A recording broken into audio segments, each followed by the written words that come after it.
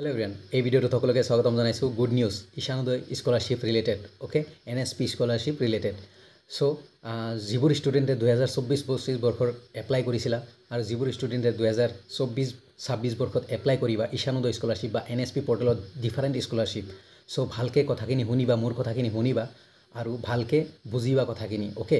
পুৰণা ষ্টুডেণ্টখিনিকো কৈছোঁ এণ্ড নতুন ষ্টুডেণ্ট সকলোকে কৈছোঁ। প্ৰথমত কৈছোঁ যে যিবোৰ 2024 বৰ্ষত এপ্লাই কৰিছিলা আৰু যিবোৰে 2025ত এপ্লাই কৰিবা সকলোৱে ভালকৈ কথাখিনি শুনিবা আৰু যদি নতুনকৈ আহিছা প্লিজ চেনেলটো ছাবস্ক্ৰাইব কৰিবা আৰু ভিডিঅ'টো লাইক কৰিবা আৰু পাৰিলে ফ্ৰেণ্ডছবোৰক শ্বেয়াৰ কৰিবা যদি ভাল লাগে যে এইটো ইনফৰ্মেটিভ।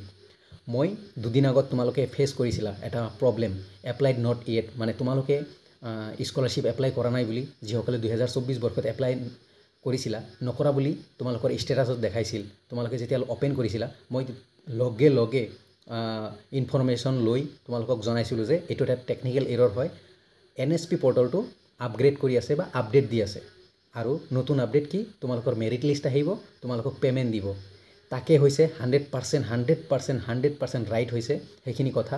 আপগ্ৰেড হৈছে 2024-25 বৰ্ষ আছিল এতিয়া 2025-26 বৰ্ষ, মানে নতুন বছৰৰ কাৰণে এইবাৰ যিবোৰ ষ্টুডেণ্টে এপ্লাই কৰিব সিহঁতৰ কাৰণে অ'পেন কৰিব লৈছেহে। আপগ্ৰেড কৰিছে বাট যিকেইটা স্কিম আছে স্কলাৰশ্বিপ আছে যেনে Ishan Uday, NSP scholarship, minority scholarship, ST scholarship, সেইটো অ'পেনিং চুন দিছে, মানে অতি সোনকালে তোমালোকক আবেদন কৰিব দিব, মানে তোমালোকৰ কলেজ এডমিশ্যন হোৱাৰ পিছত এপ্লাই কৰিব পাৰিবা। তো ফাৰ্ষ্ট অফ অল কথা 2024-25 বৰ্ষৰ যিবোৰ ষ্টুডেণ্টে এপ্লাই কৰিছিলা তোমালোকে মেৰিট লিষ্ট কেতিয়া পাবা? মই বাৰে বাৰে কৈ আছোঁ, তুমি প্ৰিভিয়াছ ভিডিঅ' চোৱা, মই বাৰে বাৰে কৈ আছোঁ জুনত তোমালোকে মেৰিট লিষ্ট পাবা, জুনৰ মেৰিট লিষ্ট পাবা ওকে। জুনত মেৰিট লিষ্ট পাবা। আপগ্ৰেড হৈ গৈছে, এতিয়া কাম চলি থাকিব, লাহে লাহে কাম কৰিব। তো তোমালোকে জুনত মেৰিট লিষ্ট পাবা, নোট কৰি লোৱা। তাৰে পিছত তোমালোকৰ PFMS হ'ব, মানে তোমালোকৰ পইচা পঠাব, বেংকত পঠাব। সেইখিনিত 1 মাহ সময় ল'ব জুনৰ পিছত জুলাইত, আৰু জুলাই আগষ্টত তোমালোকে পইচা পাবা ওকে। মেৰিট লিষ্ট 2024-25 বৰ্ষৰ যিবোৰ ষ্টুডেণ্টে এপ্লাই কৰিছিলা 100% ভালকৈ নোট কৰি লোৱা। জুনত তোমালোকে মেৰিট লিষ্ট পাবা। বিলিভ ৰাখা, ট্ৰাষ্ট ৰাখা, এনেই নকওঁ বা এনেই নবকো, ৰাইট ইনফৰ্মেশ্যন অলৱেজ দিব খোজোঁ।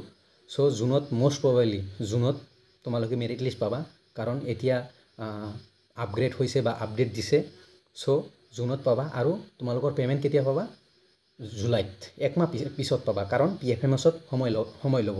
তো তাৰে কাৰণে যিবোৰ ষ্টুডেণ্টে মিনিষ্ট্ৰী ভেৰিফাই হৈ গৈছে, ৰিজেক্ট হোৱা নাই, তোমালোকে প্লিজ তোমালোকৰ বেংকৰ লগত আধাৰৰ লগত চিডেট কৰিবা, আধাৰ কাৰ্ড চিডেট কৰিবা ওকে। প্লিজ আধাৰ UDI বুলি এটা ৱেবছাইট আছে আধাৰৰ, তাতেও চিডেট কৰিবা। এণ্ড তোমালোকে বেংকত যাই এটা আধাৰ কাৰ্ডৰ লগত বেংক পাছবুক লিংকৰ এটা এপ্লিকেশ্যন দিবা বুলি মই এইটো ৰিকুৱেষ্ট কৰিলোঁ, পাৰ্চনেল ৰিকুৱেষ্ট কৰিলোঁ, কাৰণ বহুতৰ পইচাৰ বাউন্স হৈ যায়। যেতিয়া তুমি ছিলেক্ট হ'বা, ছাপ'জ তুমি গম নাপাবা যে ছিলেক্ট হৈছা নে নাই, গম পোৱা নাই, বাট যেতিয়া পে'মেণ্টটো আহিব যদি আধাৰ চিডেট নাথাকে তোমাৰ পে'মেণ্টখিনি ৰিটাৰ্ণ মাৰে। চ' সেইটো ভুল নকৰিবা। মই বাৰে বাৰে ৰিকুৱেষ্ট কৰিছোঁ, পুৰণা ষ্টুডেণ্টখিনি ভালকৈ কথাখিনি শুনি লোৱা। তোমালোকে আধাৰ কাৰ্ড চিডেট কৰি লোৱা এতিয়াই, আৰু বেংকত যাই UDI পৰ্টেলত চিডেট হয়, আৰু বেংকত যাই এটা এপ্লিকেশ্যন দিয়া যে আধাৰ কাৰ্ড তোমালোকৰ বেংক পাছবুকৰ লগত কৰিব লাগে, লিংক কৰিব লাগে। এইখিনি আছিল আপডেট। তোমালোকৰ একদম ক্লিয়াৰ কাট, তোমালোকে জুনত মেৰিট লিষ্ট পাবা, জুলাইত বা আগষ্টত পে'মেণ্ট পাবা, ছেপ্টেম্বৰৰ আগত পে'মেণ্ট পাবা চিয়'ৰ। এইটো যিবোৰ 2024 বৰ্ষত এপ্লাই কৰিছিলা। এতিয়া আহিছোঁ 2025-26 বৰ্ষ। অলৰেডি পৰ্টেল অ'পেন হৈ গৈছে। মই একদম একজেক্ট ৰাইট কথা মানে দুদিন আগত কৈছিলোঁ যে অতি সোনকালে আহি যাব, অ'পেন হৈ যাব, সেইখিনি হৈছে। চ' তোমালোকে কেতিয়া এপ্লাই কৰিব পাৰিবা? বহুতৰ মনত কুৱেশ্যন। তোমালোকে ফাৰ্ষ্ট অফ অল কলেজত এডমিশ্যন লোৱা। কলেজত এডমিশ্যন নহ'লে তোমালোকে এপ্লাই কৰিব নোৱাৰা, এইটোতো জানা, সকলোৱে জানা। চ' কলেজত এডমিশ্যন লোৱা। তাৰপিছত জুনৰ মষ্ট প্ৰবেবলি 15 বা 20ৰ পিছত, তাৰ আগতো হ'ব পাৰে, বাট মষ্ট প্ৰবেবলি 15, মই যিখিনি জানো 15ৰ পিছত তোমালোকে এপ্লাই ষ্টাৰ্ট, তোমালোকৰ কাৰণে এপ্লাই ষ্টাৰ্ট হৈ যাব। ডিফাৰেণ্ট ঈশানোদয় হওক, OBC স্কলাৰশ্বিপ বা ডিফাৰেণ্ট NSPৰ আণ্ডাৰত, মানে যিকোনো স্কলাৰশ্বিপ এপ্লাই কৰা তোমালোকে 15 বা 10 জুনৰ পিছতহে এপ্লাই কৰিব পাৰিবা, মানে অ'পেন হ'ব। এতিয়া অ'পেনিং চুন আছে, তোমালোকে এতিয়া যাই চোৱা, NSP মাৰি চোৱা ক্ৰমত।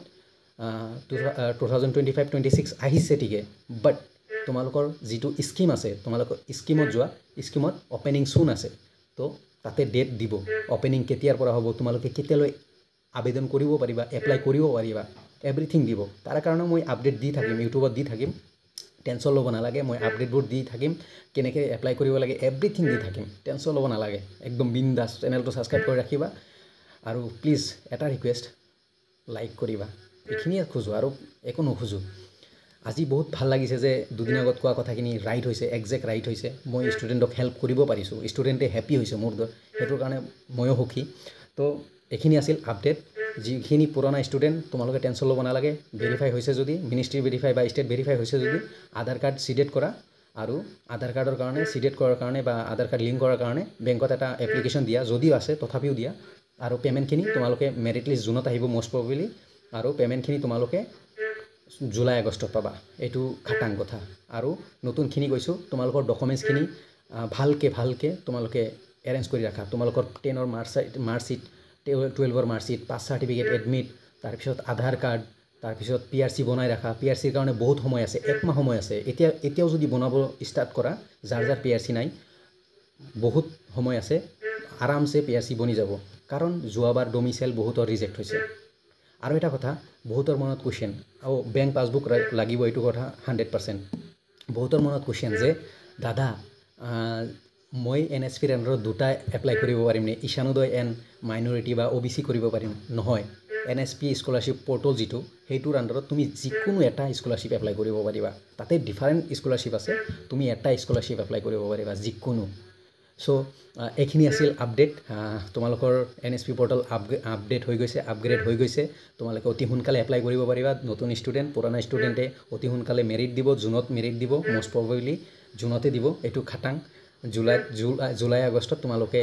পে'মেণ্ট পাবা তাৰে কাৰণে যিখিনি কৈছোঁ কৰা অ'কে ভিডিঅ'টো প্লিজ লাইক কৰিবা ইচ এণ্ড এভৰিৱান মোৰ সময় নাই তথাপি মই ৰাতি বনাই আছোঁ মোৰ পিছত বেকগ্ৰাউণ্ড মিউজিক চলি আছে তথাপিও তোমালোকৰ কাৰণে বনাইছোঁ মোৰ চকু চোৱা মানে কিবা এটা কাৰণত চকু হৈ গৈছে তথাপিও মই টাইম ওলাইছোঁ 10 মিনিটছ তোমালোকৰ কাৰণে চ' প্লিজ লাইক এটা কৰিবা আৰু যদি নতুনকৈ আহিছা চেনেলটো ছাবস্ক্ৰাইব কৰি ৰাখিবা 100% হেল্পফুল হ'ব আজিলৈকে মানে একচুৱেলি কি জানা মই এটা কথা কওঁ ষ্টুডেণ্টৰ কামত আহে বেলেগ কোনো কামত নাহে মই ফকতীয়া নিউজ বা ফকতীয়া বস্তু দি নাথাকোঁ মেইন কথা সেইটোৱে মই যদি ফকতীয়া বস্তু দিলোঁ হয় মোৰ বহুত আৰ্নিং হলাক হয় বহুত কিবা কিবি বাট মই সেইটো খোজা নাই মই অনেষ্ট এণ্ড ৰাইট ইনফৰমেশ্যন দিওঁ যাতে মানুহে মোক ভাল পায় অ'কে বহুত মানুহে মোক ৰিভিউ কৰে মোৰ ভাইটি বা মোৰ ল'ৰাই এনেকুৱা স্কলাৰশ্বিপ পাইছে তুমি ইনফৰমেশ্যন দিছা মোৰ ভাল লাগে সেইটোৱে তো এইটোৱে মেইন কথা লাইক কমেণ্ট শ্বেয়াৰ আৰু নতুন কেনেকৈ এপ্লাই কৰিবা সেইখিনিও দিম